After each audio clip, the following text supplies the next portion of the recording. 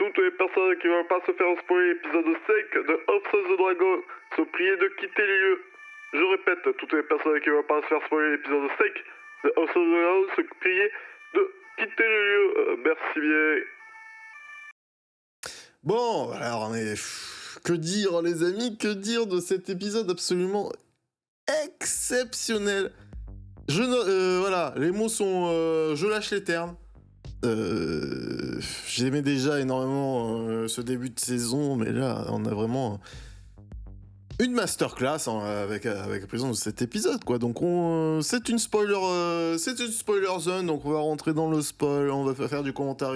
Donc là, voilà, si vous n'avez pas compris à quoi sert l'introduction, ne venez pas vous plaindre dans les commentaires, parce que je vous ai spoilé, quoi.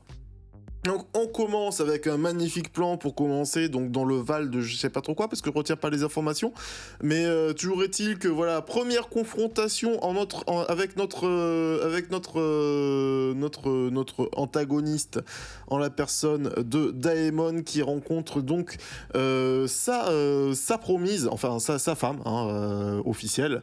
Et voilà, quoi. Et bon, mis à part l'outcome, on va dire, l'assassinat de... La scène est exceptionnelle, tu sais. Alors, elle me fait en mode elle le taunt et tout ça, en mode oui, truc, tu sers plus à rien, qu'est-ce que tu vas faire?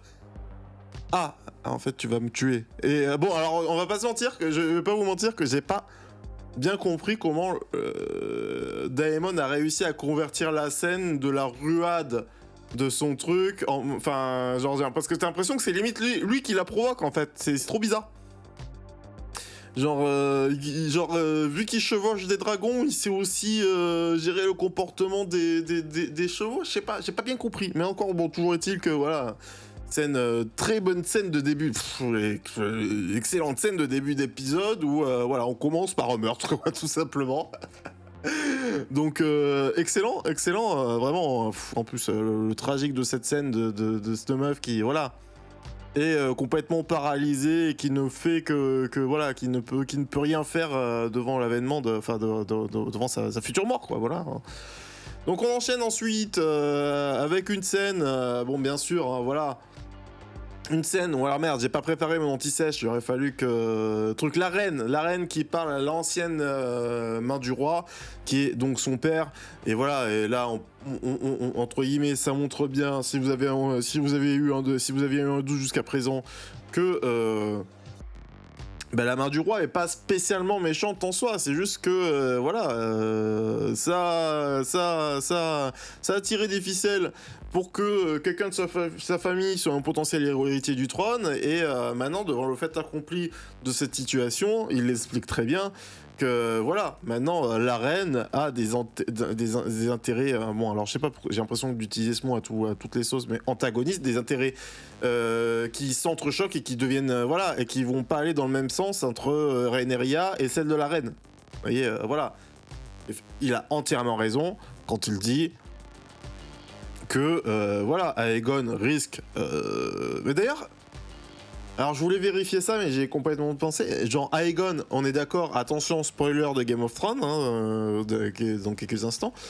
Quoique je suis pas sûr, je pense vous spoiler. Mais je suis pas sûr, mais on est d'accord que Aegon, c'est le mec qu'on voit, c'est le maître au mur. C'est le maître du mur, non? Parce que bon, étant donné que de toute façon, on va dire l'arbre généalogique Targaryen n'est pas gravé dans ma mémoire et que je le connais pas par cœur et que j'ai pas lu les livres, ça veut dire que voilà, c'est un spoiler sur le fait que au final, sans doute qu'il ne sera pas roi et que ce sera notre petite Rhaenyra qui va tirer son épingle du jeu. Donc je sais pas, il me semble pas aussi avoir de mémoire d'une Rhaenyra Targaryen. Enfin bref, tout ça pour dire que voilà, là on dessine, ce qui est très très marrant avec le personnage de la reine, là maintenant, c'est que c'est pas elle qui a provoqué toute la situation. Enfin, je pense qu'elle a jamais voulu véritablement devenir reine. Je pense que voilà, quand elle va pour la première fois dans la chambre du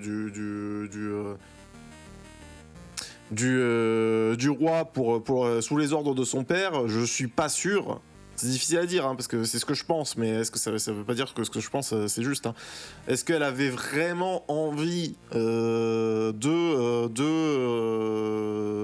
devenir reine à ce moment-là? Non, j'ai un peu l'impression qu'elle suit un peu à contre-cœur les ordres de son père, mais parce que c'est son père, elle le fait, quoi. Vous voyez ce que je veux dire?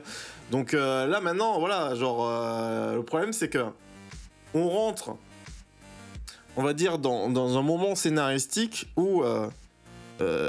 ça a toujours été entre guillemets la porte de Rhaenyra. Comme je vous dis, maintenant les destins de Rhaenyra et de la reine sont en train de se croiser. Pas de sa volonté.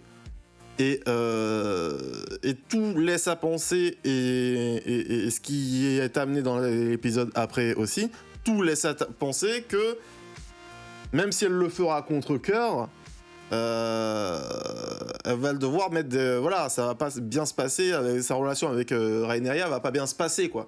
Au bout d'un moment, comme je vous dis, leurs objectifs rentrent en conflit, et scénaristiquement et dramatiquement parlant, le meilleur scénario, c'est que ça se tire dans les pattes, quoi. Voilà, hein, y a malheureusement... Donc voilà, et pour le moment, de toute façon, c'est ce que voilà, c'est pareil. Enfin, elle va devenir un antagoniste par la force des choses, mais et on en parlera après dans les scènes qui en parlent. Truc, j'ai l'impression qu'elle, en fait, elle est hyper intéressante. Il est hyper intéressant ce perso. Pour le moment, ce perso me laissait un peu de marbre, je vous avouerai. Et cet épisode me donne, alors qu'au final, si il se concentre quand même, enfin, il lui donne quand même du crédit, mais genre, je trouve hyper intéressante sa position de ah, j'ai pas envie de le faire, mais je le fais, quoi. Parce qu'au final, bon, tant pis, on en parle, mais au final, quand elle accueille le chevalier Lige, là, je sais plus comment ils appellent, le shield truc, là.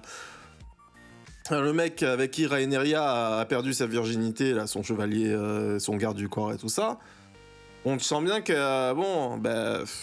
Après, si elle avait voulu faire du mal à Rhaenyra, elle aurait pu lâcher cette information comme une bombe dans la cour et à son père et à son mari, quoi. Chose qu'elle ne fait pas. Et même, imaginons... Le truc, c'est que de toute façon, même si elle lâchait cette bombe à son mari, est-ce que son mari serait capable de l'accepter, de l'entendre et tout ça? C'est pas dit. Mais bon, bref, hyper intéressant ce qui se passe, hein. En tout cas, voilà, c'est ce qui va advenir de la relation entre ces deux personnages qui, bon, je vous le dis, je pense, est voué, voué à l'échec, hein. Je pense bien. Donc ensuite, on arrive avec le roi qui arrive, du coup, chez les Valérians. Valérion, les Valérians. Bref, l'autre famille targaryenne, donc pour négocier donc le mariage de Rhaenyra. Et c'est très marrant parce que en fait au final tu te rends compte que ouais, c'est vraiment le mec qui c'est vraiment le mari de la princesse entre guillemets qui œuvre à tout ça. En fait, la princesse, elle s'en fout, elle en a fait son deuil, quoi. Et est-ce que du coup c'est pas ce qui va finir par entre guillemets la gridance de cet homme, voilà, toujours la recherche de pouvoir plus, qui va pas leur être fatale à un moment. Bref, on verra. Inauguration aussi d'un nouvel antagoniste, d'un nouveau personnage. Désolé, j'utilise antagoniste à toutes les sauces. Un nouveau personnage, donc du coup je comprends bien, le fils de la main du roi, le fils du nouveau main du roi, personnage qui est très intéressant avec ses ouais, je veux pas mettre les pieds dans le plat, mais mais Madame la Reine, si vous auriez besoin d'un allié, je suis là. Et oui, elle va en avoir besoin, hein. C'est pareil, voilà, pour le moment, je voulais les faroucher, mais elle a bien compris qu'il lui fallait des clés en main, et voilà, et pour le moment, elle dit pas non, enfin, elle a pas dit non, mais je pense que les événements vont la forcer à dire oui, quoi. Donc, très intéressant la manière dont se place ce nouveau personnage, là, boiteux qui canne, qui boite, là, enfin, ouais. Boiteux avec une canne, putain.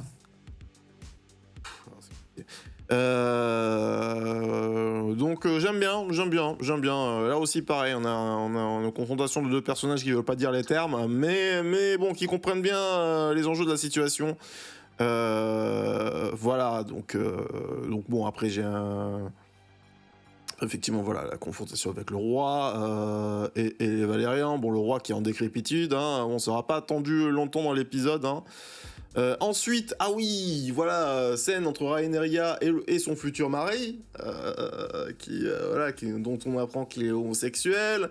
Elle lui fait bien comprendre, suite à l'enseignement de Daemon, que bon, en vrai, elle se marie parce qu'elle a des obligations, mais que let's go, on fait ce qu'on veut une fois que c'est fait.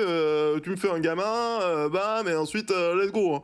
Chacun dans sa chambre, chacun fait ce qu'il veut. J'ai beaucoup aimé voilà, l'analogie sur la bouffe, enfin bref.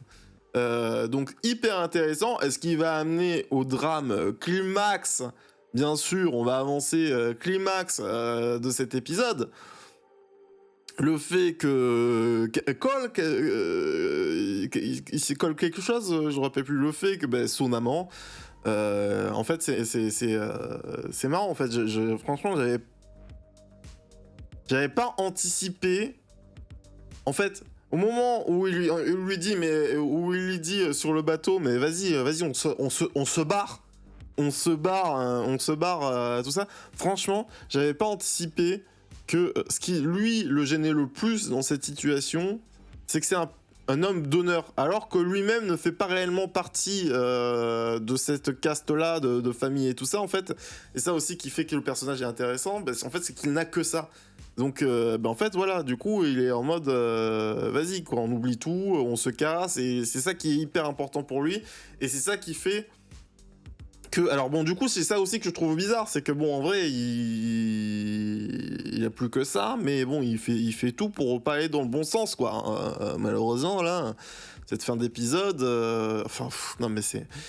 Et donc, voilà, et donc, du coup, c'est génial, parce que en fait, non mais c'est là où le drame est à son paroxysme, c'est que voilà, en fait, quand c'est arrivé, je l'ai pas vu venir, mais quand c'est arrivé et quand entre guillemets il lui fait cette scène et il lui dit non mais moi il me reste que ça et qu'en fait Rhaenyra jusqu'au moment de cet épisode a tout gagné, c'est-à-dire elle remplit ses objectifs, elle assure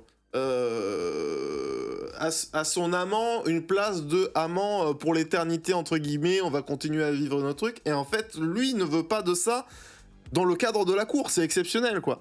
C'est-à-dire qu'elle pensait avoir gagné sur tous les tableaux, et en fait non, elle est toujours prisonnière de cette situation de cour, d'héritière, de trucs, et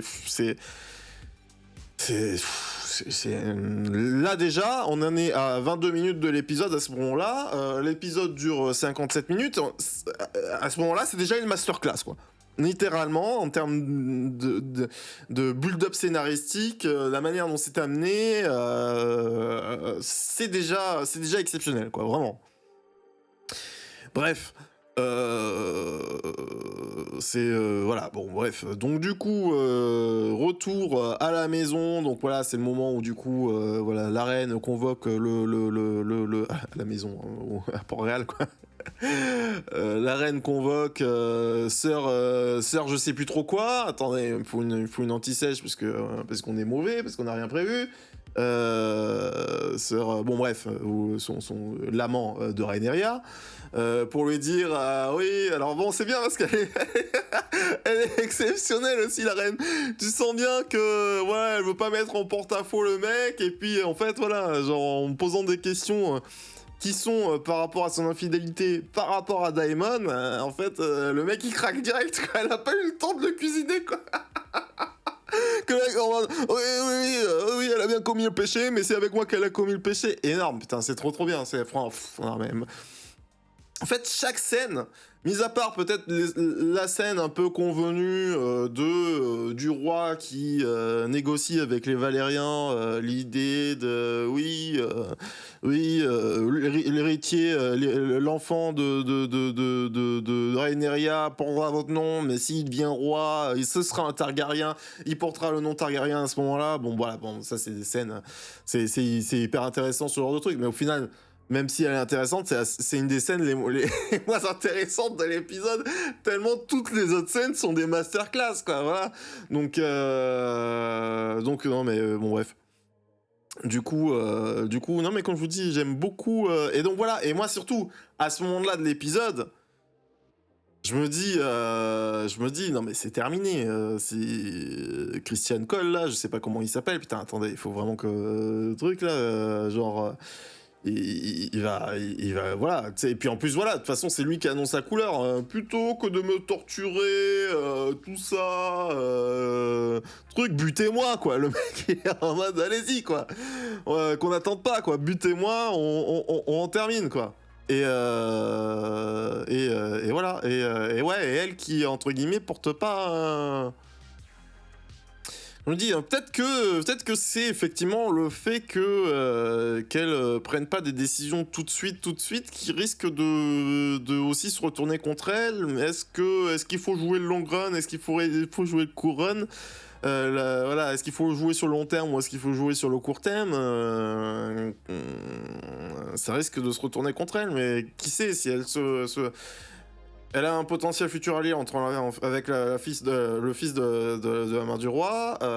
Elle a un levier exceptionnel sur Rhaenyra. Voilà, parce que parlons déjà d'ores et déjà de la fin de l'épisode, parce que voilà, le mec va pour se suicider. Qui c'est qui l'en empêche, entre guillemets? C'est la reine, c'est elle. Lady Alicent, putain, Lady Alicent. Et donc l'autre, il s'appelle comment là? Sir Criston. Il s'appelle vraiment Sir Criston Cole? J'ai Sir Criston, c'est pas affiché en entier. Bref. Donc voilà, donc ouais, bref. Du coup.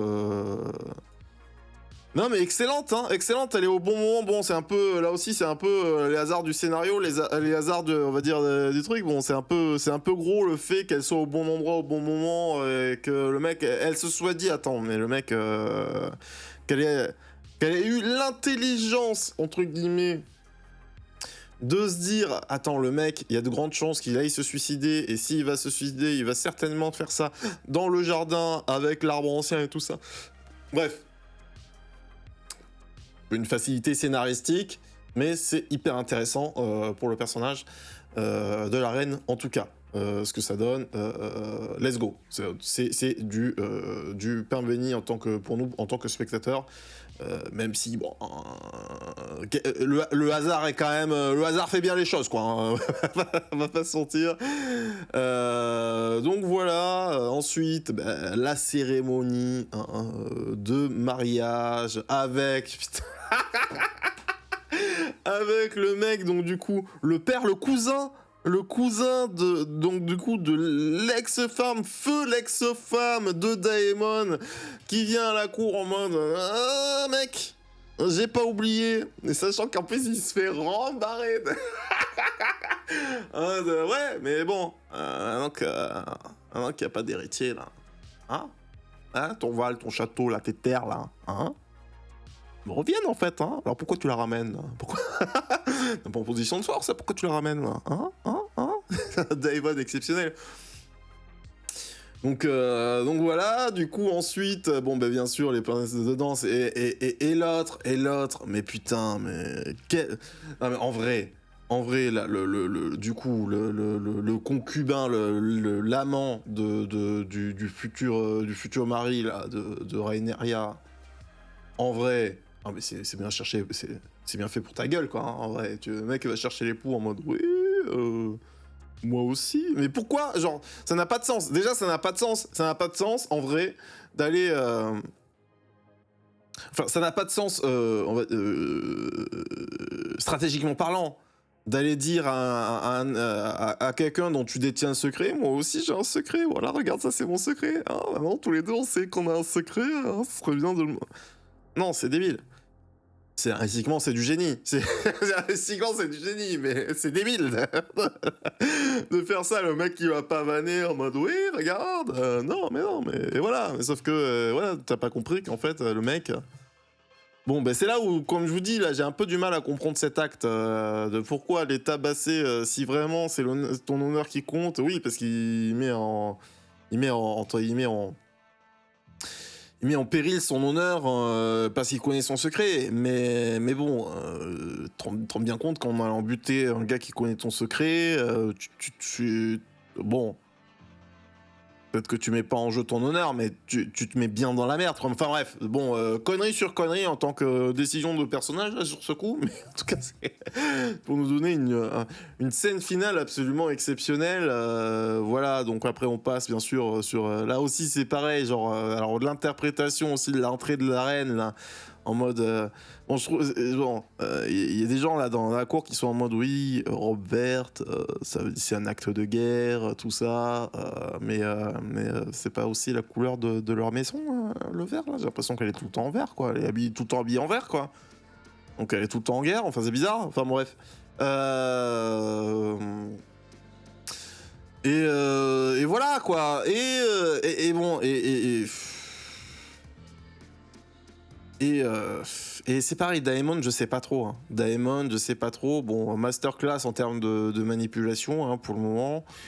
Mais en fait, je me demande s'il a des sentiments pour Rhaenyra, j'en suis pas sûr. Je sais pas s'il fait ça juste parce qu'il calcule le truc ou peut-être un peu des deux, sûrement un peu des deux, mais j'ai du mal à comprendre à quel point il est rotor en fait. S'il est rotor un peu ou s'il est rotor parce qu'il est amoureux. Ouais, c'est pas la même manière de traiter le personnage. Bon, on l'apprendra certainement à un moment. Et bon, voilà. Et donc on termine bien sûr avec cette mise à mort hein, de Christian Cole hein, sur l'amende. Mais bon, ça c'est ça parce que c'est pareil. Comment elle va pas réussir à le maintenir en vie? Enfin, certes elle le sauve la reine, mais comment? Le problème c'est en fait ce que je comprends pas. Je vous avouerai ce que je comprends pas. Et on pourrait dire que ça fait partie, on va dire des. Ou alors j'ai zappé l'information, ou alors je suis passé à côté et tout ça parce que je sais pas. Mais qu'est-ce que représentait, mis à part le rôle d'amant? C'est... Ah oui, non mais c'est ça, c'est juste un simple chevalier quoi. Le problème c'est que j'ai du mal à imaginer, quand tu butes un chevalier, t'es toi-même un chevalier, tu butes un chevalier, qu'est-ce que ça signifie quoi? Moi j'y connais rien, moi. C'est pas mon époque ça, tout ça. Alors, qu'est-ce que ça signifie? Parce que j'ai l'impression que ça pourrait être proche d'un acte de guerre, mais comme bon, peut-être que lui aussi il a pas une grosse famille, il est peut-être juste chevalier. Ouais, peut-être que ça a moins d'importance dans l'univers de Game of Thrones que ce que je l'imagine. Vous voyez, j'ai l'impression que c'est un peu très grave, mais peut-être que c'est pas si grave que ça en fait. Je sais pas, on verra hein, ce que. Mais en fait, j'ai surtout l'impression. Et c'est là où on va un peu spéculer, même si c'est pas de la spéculation très intéressante, parce que elle se base juste sur ce qu'on a pu voir. Parce qu'en fait, en fait, là maintenant, si vous voulez, depuis que je vous ai mis le teaser à un moment pour une Shag Review là, ou pour une spoiler zone, en fait, tu vois clairement que. Et puis comme je cherche mes anti-sèches avec le casse et tout ça, tu vois clairement qu'il va y avoir une ellipse à un moment. Je veux dire, c'est l'épisode 5, s'il y a 10 épisodes dans la série, je sais pas combien de trucs il va y avoir d'épisodes, mais s'il y a 10 épisodes dans la série, est-ce que ce serait pas le meilleur moment pour faire l'ellipse? C'est la moitié de la saison, truc. Enfin, vous voyez? Donc, est-ce qu'on aura vraiment les conséquences directes tout de suite, ou ça va être, voilà, ça va être une mèche longue, tout ça, on verra, voilà, mais en tout cas, voilà, on termine ensuite avec cette scène de mariage dans les larmes, hein, parce que, voilà, on est loin de... Bon, après, pourquoi Rhaenyra est-elle triste, véritablement? Uniquement parce que... Oui, non, parce qu'elle est empathique, pour... Elle a bien compris que bon... l'amant de son mec et de son futur mari est mort, enfin voilà, que c'est pas un... Oui, enfin bref, ce que je veux dire c'est que c'est certainement des très très mauvaises conditions, voilà, quand on se marie, on rêve tous d'un mariage dans des conditions un peu plus heureuses, quoi, hein, on va pas se mentir. Donc voilà, bon, au final, ce sera plus un épisode de react que analyse, parce que comme je vous dis, mis à part 2-3 trucs que j'ai pu notifier, je vous dis, c'est une masterclass de bout en bout, enfin, il n'y a pas grand chose, enfin, vous voyez ce que je veux dire, quand c'est exceptionnel, c'est exceptionnel, il n'y a pas à dire grand chose, quoi. Et aussi la mort du roi, parce que, non, après, mais bon, de toute façon, tout laisse amener à ça, c'est pour ça que je me dis, en vrai... Ah, quoique, hein, peut-être qu'il y aura un autre épisode. Peut-être que quand même... Parce que c'est vrai que ce serait intéressant d'avoir une ellipse d'ores et déjà maintenant pour, entre guillemets, faire avancer scénaristiquement le Schmidblick, entre guillemets. Mais d'un autre côté, avoir les conséquences directes de la mort de de Viserys, je sais pas, écoutez, je sais pas ce qui serait le plus intéressant, mais les deux pourraient être intéressants. Donc on verra, peut-être pas effectivement peut-être pas d'ellipse au prochain épisode, mais si c'est pas au prochain épisode, je pense que ce sera si c'est pas épisode 6, ce sera épisode 7, quoi. Parce qu'après, à moins qu'ils veulent faire une ellipse juste à la fois, ouais, je sais pas, c'est bizarre. Bon, bref, voilà, épisode masterclass. Je vous dis, bon, des petits détails, on va dire, cinématographiques de cohérence, où tu te dis, bon, c'est un peu facile ce qui se passe entre la mort de la femme de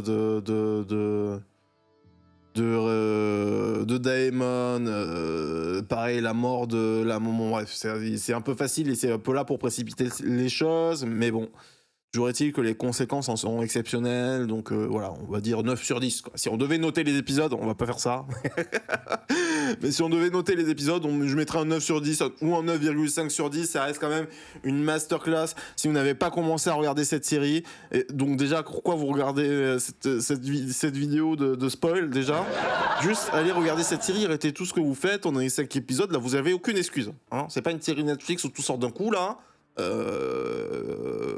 Regardez ça. Voilà, c'est exceptionnel, regardez ça. Juste, voilà, on se laisse. J'espère que cette spoiler zone vous aura plu, hein. Voilà, bon, j'arrête de le répéter à chaque fois parce que moi-même j'aime pas trop faire ça, mais bon, n'hésitez pas à lâcher un pouce bleu, lâcher un abonnement, laisser des commentaires sous la vidéo, ça permet au référencement et tout ça, et voilà, et c'est gratuit, et ça ne vous coûte pas grand-chose, mis à part quelques secondes, voilà. Merci à tous, à très bientôt pour une nouvelle spoiler zone, très bientôt. Sur Game of Thrones. C'est un épisode hebdomadaire, hein, de toute façon, voilà. Des bisous.